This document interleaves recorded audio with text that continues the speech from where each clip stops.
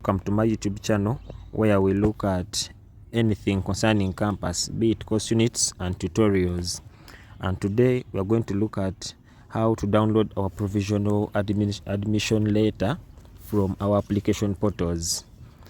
First and foremost, you get your provisional admission letter from the portal or from the site where you applied from to enter into Makerere University. So this is where you go. You first log in to your account. After logging in, you will go to the top right corner. You will see those three lines. These three lines, you tap into them and you look for the admission status. This is where you will find your provisional letter, admission status. Some of you will get it from the application history, but as for me, I will get it from the admission status. For freshers, go to your application history. That's where I will get it from. You will tap into it. This is the page that displays your provisional letter, and you will download the provisional letter. This is how it will look like.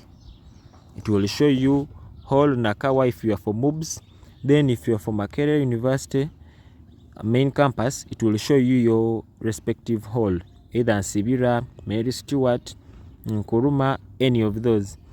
Then it will give you these rules. I will call them rules or guidelines to follow, whereby they will tell you should have fees policy of such and such, so on and so forth. You read through as you get your own.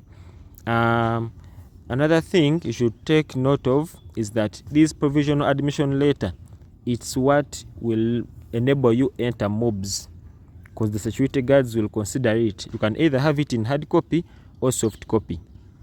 Another thing, it will also help you access your admission letter, which will be blue in color. You will pick it from your respective faculties. If you are in Makerere, that's where you pick it from. If you are at MUBS, you'll pick it from your faculty. Another thing, I think that's all about the provisional admission letter. Let's catch up in the next video, where we shall look at how to open a portal and so on and so forth. Don't forget to subscribe and like this video for more content related to campus, more so MUBS, courses, courseworks, and so on and so forth.